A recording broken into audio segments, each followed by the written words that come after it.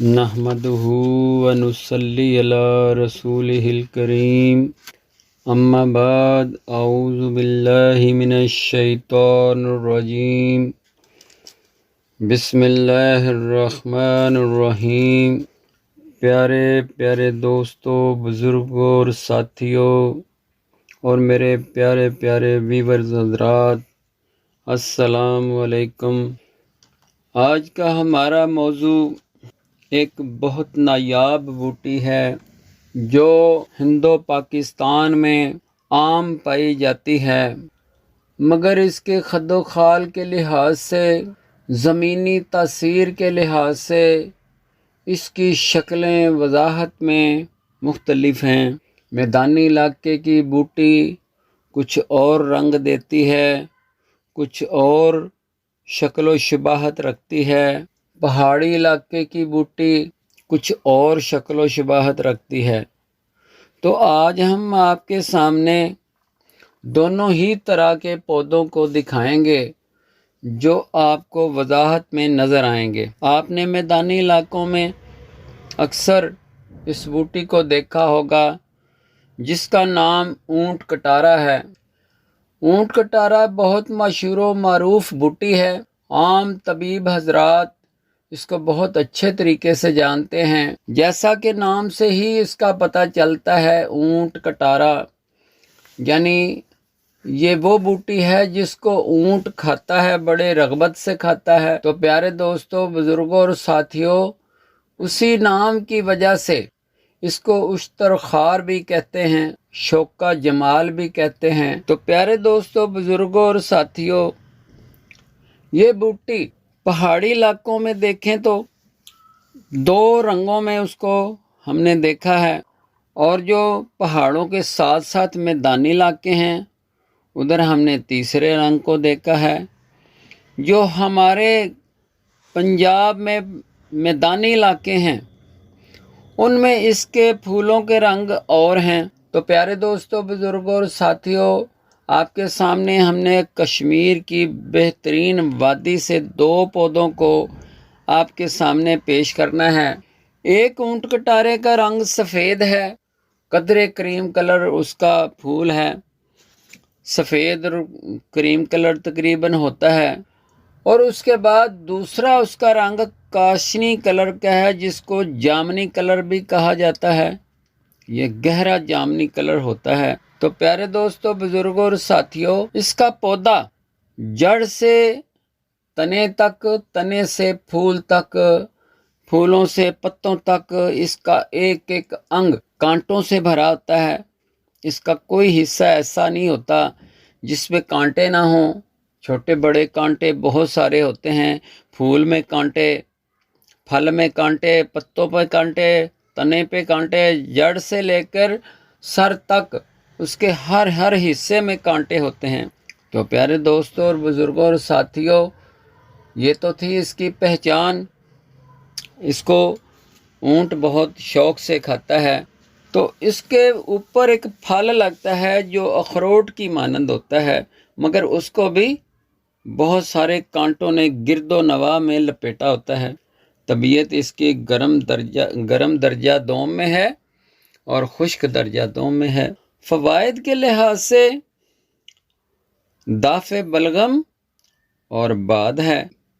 اگر اس کے عمل کے لحاظ سے دیکھیں تو یہ مقوی معدہ بھی ہے، مدر بول بھی ہے، محلل اورام بھی ہے، اور قوت با میں جو بہت زیادہ پس سیل کے حامل ہوتے ہیں لوگ، جن کی قوت با پس سیل کی وجہ سے باطل ہو جاتی ہے، ان کے جراثیم مر جایا کرتے ہیں، ان کے لیے یہ نایاب بوٹی ہے، کیونکہ یہ خون سے پس کے مادوں کو خراج دیتا ہے، صفائی کرتا ہے وہاں۔ تو پیارے دوستوں، بزرگوں اور ساتھیوں، اسی لحاظ سے اس کو قوت با میں بہت زیادہ اہمیت حاصل ہے۔ قوت با میں اس کو مدر بول بھی ہے اور امساک بھی پیدا کرتا ہے، اور قوت با میں فائدہ بھی بہت دیتا ہے۔ تو پیارے دوستوں، بزرگوں اور ساتھیوں، معدے کو بہت زیادہ ہاضم ہے، قوت ہاضمہ کو درست رکھتا ہے، مگر ایک چیز اس کی شامل ہے اس میں کہ یہ صفرا کو پیدا بھی کرتا ہے اور صفرا کا اخراج بھی کرتا ہے۔ یعنی اگر ہم نظریہ مفرد اعضاء کے لحاظ سے اس کو دیکھیں تو یہ غدے اعصابی مزاج کا حمل ہے۔ طب یونانی کا لحاظ دیکھیں تو یہ گرم خشک مزاج کا حمل ہے۔ تو یہ غدے اعصابی مزاج کا جب حامل ہوتا ہے تو یہ صفرا بناتا بھی ہے اور صفرا کو خارج بھی کرتا ہے۔ اس کا مطلب ہے کہ ہم اس کو دافع صفرا بھی کا استعمال کر سکتے ہیں اور صفرا میں پیدا کرنے کا استعمال بھی کر سکتے ہیں۔ اس کا مطلب یہ ہوا کہ بیماری کے لحاظ سے ہم دیکھیں تو یہ صفرا کو خارج کرے گا، یعنی پیلے یرقان کے مریض کو یہ بہت نافع ثابت ہوگا۔ اس کے بعد اب ہم بات کر رہے تھے قوت معدہ کی۔ معدہ کے ہضم کو بہت زیادہ درست کرتا ہے۔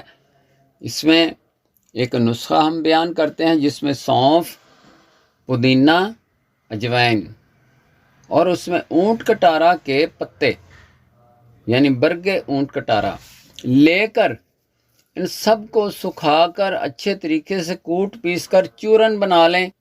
3 گرام کی شکل میں ڈیلی کھانا کھانے کے بعد اگر کھا لیا جائے تو کھانا بہت جلدی ہضم ہو جاتا ہے۔ کھانے میں بہت بندے کو شوق آتا ہے کہ میں اور زیادہ کھاؤں، تو بھوک بہت لگاتا ہے، پخانہ کھل کر لاتا ہے، پیشاب کھل کر لاتا ہے۔ تو پیارے دوستو، بزرگوں اور ساتھیوں، اس کو شہد کے ساتھ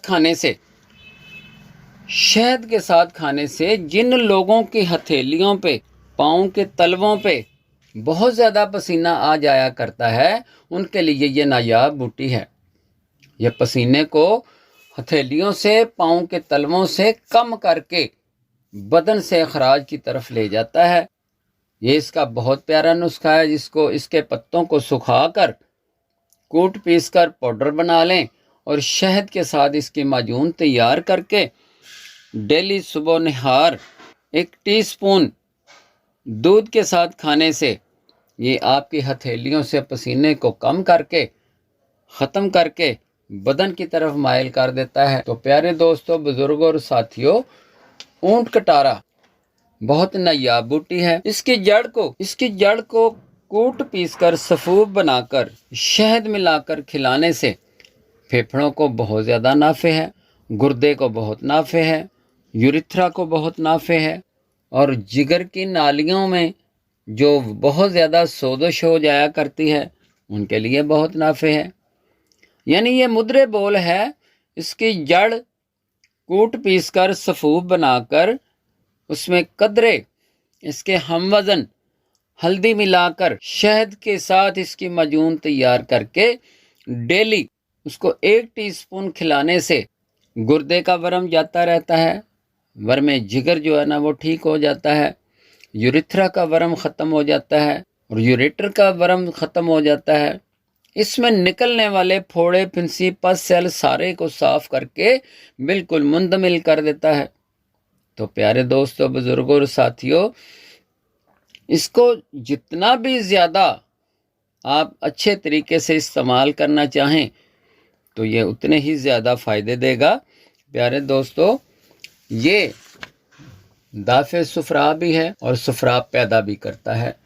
اس کے لیے آپ کاسنی 2 تولہ، اونٹ کٹارا کے تخم، جڑ اور پتے 2 تولہ، اور ساتھ میں اس کے جوکھر جو بہترین ہو، پودوں سے حاصل کی ہو، 2 تولہ، سب کو صفوف بنا کر 1 کیپسول بڑے والا بنا کر صبح و شام شربت بزوری کے ساتھ دینے سے یہ پیلے یرقان کا بہترین علاج ہے۔ اس کے علاوہ صفرا سے ہونے والے برے اثرات کو زائل کرتا ہے، سوزشوں کو، جو صفرا کی وجہ سے سوزشیں آتی ہیں ان کو ختم کرتا ہے، پخانے کو کھل کر لاتا ہے، پیشاب کی پلاہٹ کو ختم کرتا ہے۔ آپ کو اللہ تعالیٰ سمجھنے کی توفیق عطا فرمائے۔ تو یہ تھے اونٹ کٹارا کے فوائد اور پہچان۔ واللہ خیر۔